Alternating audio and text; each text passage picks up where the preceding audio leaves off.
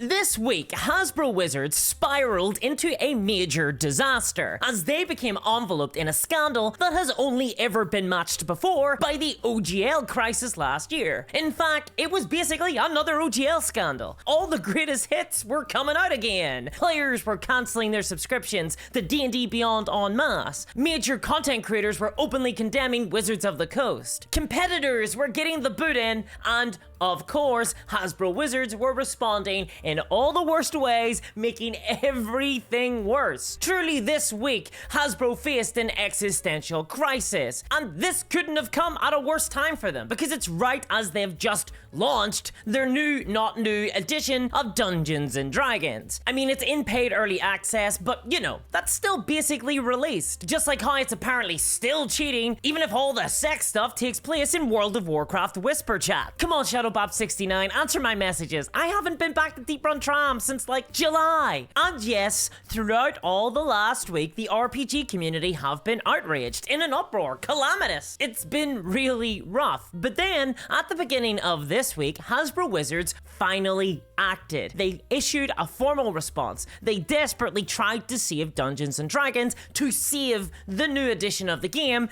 and then, well, then it got kinda worse, because this huge scandal, probably the biggest that Hasbro have ever faced since the OGL scandal, has just dropped us into a far more terrifying quagmire for Dungeons and Dragons, and for all role players. As a community, we have just experienced a moment of relief, followed by a sudden sense of dread. Like when you realize it's not a terrifying stranger who just crept into your bedroom at 3 AM in the morning, but instead, simply your extremely friendly uncle. With. And ironically, this scandal started as a small, tiny issue, just a few drops of blood in the toilet bowl. But like anyone terrified of their own mortality, Hasbro too ignored the warning signs. See, we are currently in a pre-release period of the new Dungeons & Dragons 2024. It's sort of a half-life stasis for the game, half living, half dead. Basically my grandparents right now. And so it is time for Hasbro to update D&D Beyond, the online database for all things Dungeons & Dragons, with all the new D&D 2024 content. And because Hasbro are pretending that this new 2024 version of D&D is not new, it's not a new edition, all the existing content in the 2014 books are now being updated on their system, and many of them share the same name as traits and abilities in the new, not new edition. Remember, Hasbro decided not to make this a new edition to avoid confusion. So the end result of this is that we have a ton of duplicate things with the same name, an online database, and Hasbro in charge of transitioning from one to the next. Do you see where this is going? See, instead of making all the new 2024 content a separate section of the D&D Beyond database, one that players could, you know, buy access to, Hasbro instead decided to simply automatically update all the existing content on D&D Beyond to the new 2024 versions, effectively deleting all the previous D&D 2014 content used by players right now. This meant that players' character sheets on D&D Beyond would be fundamentally changed, as their spells, feats, magic items, and more were planned to be suddenly overwritten into whatever 2024 version is replacing them. In effect, this would fundamentally change every single D&D Beyond character sheet on the entire platform, without any player's permission or ability to stop it, or even just simply to opt out, you know? Hasbro planned to forcibly convert everyone to the new regime, like an RPG North Korea. It didn't matter if you were in the middle of an ongoing D&D campaign using the 2014 rules and therefore didn't want to update just yet. Or maybe you weren't even moving to the new system at all. On D&D Beyond, you'd have to transform on Hasbro's payroll. Players just weren't getting a choice. Needless to say, the community was a little bit irate about this. They erupted in outrage. Personally, I was inundated with messages and comments and dick pics, and no doubt Hasbro Wizards were too. Maybe not the last one. The last week was crazy for D&D. Twitter set itself ablaze in anger. The D&D subreddits took up arms and barred the door against Hasbro, ready to start shooting at any second. And the RPG blogosphere had all the atmosphere of the shoe room at Auschwitz. But I mean, that's just the RPG blogosphere these days, basically a Tuesday for them. And just as people began protesting, cancelling their D&D Beyond subscriptions publicly, putting through mass requests for refunds of the new D&D 2024 books, and trying out other RPGs like Exalted for the first time. Start with Exalted Essence would be my suggestion. And perhaps wildest of all, the beginnings of a class action lawsuit began to start up. People were serious about this. They wanted the content that they had paid for. And like a stag do in a former Soviet Union satellite state, things got extremely out of hand over the weekend for Hasbro. And so, in reaction to this, Hasbro Wizards were forced to break their stony silence. And what did they do? Well, they took the proactive step of doubling down. Okay, weird choice. Yeah, they issued out a clarification to the community about what they had meant in their announcement. You know, because we had all misunderstood. Why back down when you can double down? See, according to Hasbro Wizards, this was all just one big misunderstanding, you guys. WotC aren't going to be deleting all the 2014 content on D&D Beyond outright, silly billies. Rather, they'd just be overwriting all the content on existing character sheets and in the character builder for future character sheets. I mean, sure, the character sheets would be getting forcibly upgraded, but players could continue to use their old 2014 content with a technical workaround. The best kind of workaround, and it's very, very simple. If you want to play with the 2014 content, all you have to do is laboriously remake all the 10,000 entries in the Homebrew Compendium as brand new items and then link them to your character sheets. Manually. It's that easy. You're welcome. Plus, you know, new players wouldn't bother to do this or even know that they could, so they'll all be starting on the 2024 books just the way the Wizard intends. But well, that's just a happy little accident. This was the corporate equivalent of learn to code, bitch. And this simmered in the community for a moment, but surprising only Kenneth in accounts, turns out that response didn't satisfy anyone at all. Because as Joe Cat rightly pointed out, and possibly one of the most insightful comments during all of this, the whole reason that D&D Beyond exists, that it is tolerable as DRM for the community, is that as a platform, it is convenient for players. Hasbro Wizards' response that people would need to go out of their way to recreate their items in Homebrew for their character sheets totally undermined that convenience. After all, if I wanted to write shit, I'd be using paper character sheets, and I've reused the same thumbnail for 7 months in a row. I ain't writing shit. And it's not like an insane ask for Hasbro Wizards to maintain 2 versions of the D&D 5th edition rule set on D&D Beyond anyway. Okay, well, it's kind of insane, but that's only because there shouldn't be 2 editions of the 5th edition Dungeons and Dragons anyway. This is like the whole reason why we have the word edition, so they don't overlap awkwardly. Still, maintaining the game system is kind of Hasbro Wizards' whole entire job. And even third-party platforms like Roll20 were very quick to point out that they have a 2014 version and a 2024 version of the game on their database concurrently. Turns out, it's possible. You can do it. So why the hell didn't Hasbro? Did they not see this coming? No, the response that came out of the company wasn't good enough. It actually just made the community madder. And people began to declare publicly that they were out, that this was the final straw. The OGL scandal had just come back with a vengeance. And so Hasbro had to do the only dignified thing that can be done when you're about to lose a fight. They weakly acquiesced and begged for mercy. Right out of the old discourse playbook right there. They took the very loud, very annoyed feedback from the community on board and totally reversed course. This week they issued a statement saying, quote, "We've heard your feedback loud and clear, and thank you for speaking up." Oh, I bet you're very fucking thankful. So ultimately, they've backtracked and committed to granting access to both 2024 and 2014 books on character sheets in the D&D Beyond platform, and this was probably done before that class action lawsuit really got underway. So ultimately, they backtracked and committed to granting access to both 2024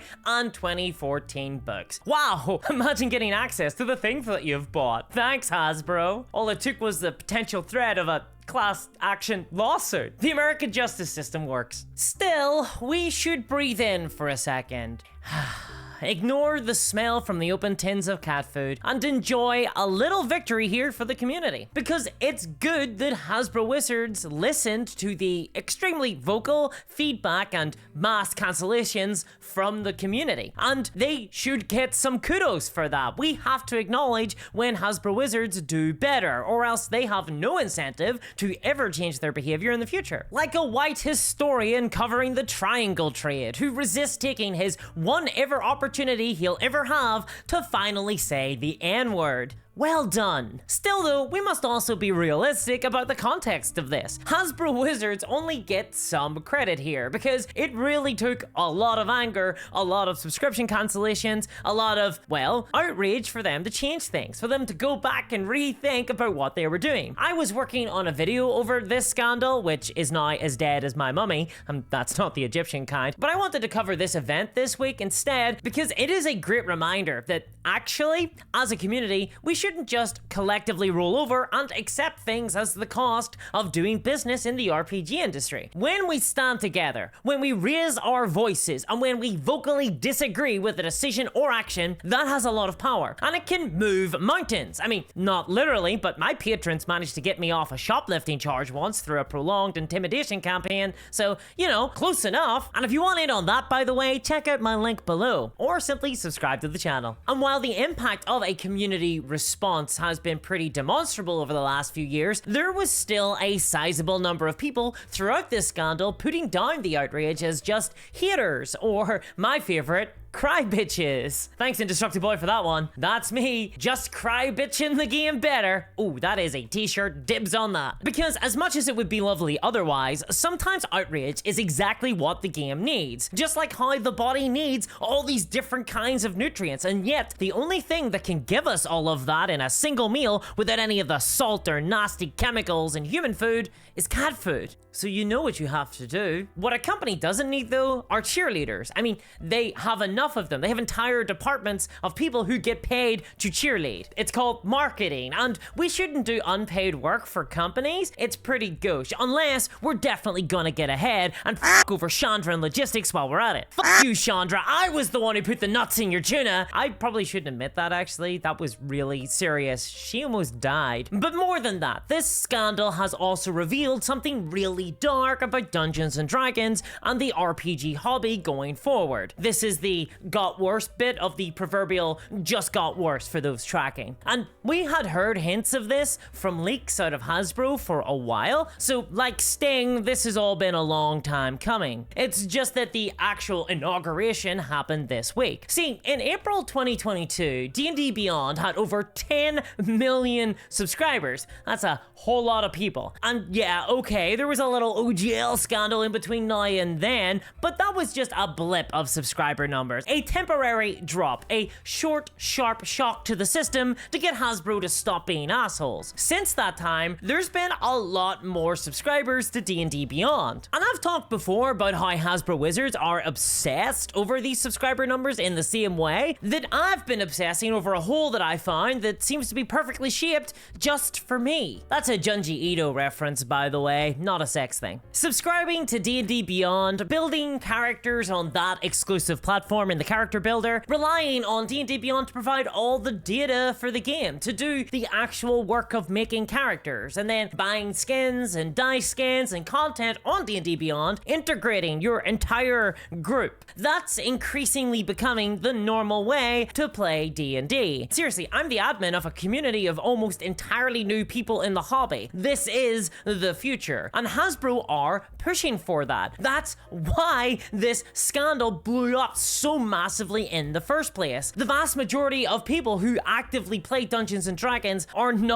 on D&D Beyond. Every new group I meet with to play D&D, it is normal to expect that at the very least, everyone will be using the D&D character builder on the platform. And we have to think of this latest scandal in the context of a broader transition for D&D, and as a result, the entire RPG market to an online platform. Dungeons and Dragons is pivoting from a game that you buy once and you're done, you got the book, instead to a live service model that's focused on pushing D&D Beyond as the core way to engage with the system, especially based on the subscription fee model, like a Netflix for your imagination. Oh boy, a company owning my imagination. Nothing to be afraid of there. I'm just going to think naughty words so they can't monetize it. I'm unironically doing that with my channel. Why not my brain? Still though, this is why all the pre-order pages of of D&D 2024 make it very clear that if you have a D&D Beyond subscription, you can get early access to the game, or as I like to call it, access, during the release date, rather than arbitrarily have to wait. It's obvious to me that this is the main way that Hasbro Wizards want to distribute Dungeons & Dragons nowadays. Yet I can't help but think that D&D Beyond is essentially DRM for a corporate RPG that can be revoked at any time, and that such a space as that feels like a dangerous location for us to increasingly centralize our RPG hobby around and invite new hobbyists into. I mean, just this weekend, Hasbro released a new D&D live video demonstrating all the new microtransactions and skins that can be bought in the D&D virtual tabletop system, Sigil, which, by the way, is totally integrated into the Dungeons & Dragons game via D&D Beyond. I hope you like ads for Transformers in your Dungeons & Dragons game. And in this new trailer, by the way, Hasbro trying to sell their digital platform as a play with your virtual tabletop like you would your physical miniatures. It's exactly the same. And I've seen that echoed in the broader RPG community too. Except they're not the same, right? With physical miniatures, I can print them myself. I can buy them secondhand. I can borrow them from a friend. And most importantly, I have a massive range of businesses and creators that I can buy miniatures from. The situation I'm afraid of is being locked into an ecosystem like D&D Beyond and Sigil, where Hasbro get to set all the prices, where they can anchor new hobbyists and maintain full ownership of everything. And that includes the ephemeral data on our character sheets. The data that Hasbro thought until very, very recently was fair game to tweak without anyone's permission. So if this last week wasn't a gaze into the abyss, a dire warning sign about what a digital subscription-based D&D future potentially holds, the dead animal handed to you by your 7-year-old who doesn't know what they've done wrong, then I'm not sure what else it could be described as. And while I was recently engladdened, if that's a word, to see a bunch more third-party D&D content announced for the D&D Beyond platform, I'm not sure if I want Hasbro to become like the Steam platform for TTRPGs online, especially considering that all they're selling is a subscription to D&D. That's not a marketplace for the RPG hobby, it's not a gateway. It's a walled garden for Dungeons and Dragons. And that's kinda scary, like finding out that your surgeon is a cannibal just as the anesthesia kicks in. But still, I'll be here, head on one hand, foot in the gutter. And if you enjoyed this facetious, meticulous review of the last week in RPG news and want to help me keep this going because I have really f***ed up the monetization of my channel, then check out my Patreon and get access to games, reviews, live streams, and more. And even hang out on Discord, wouldn't that be swell? And I'll catch y'all next time. Big thanks to my patrons, especially CryptoKev. I'll see ya. Bye-bye.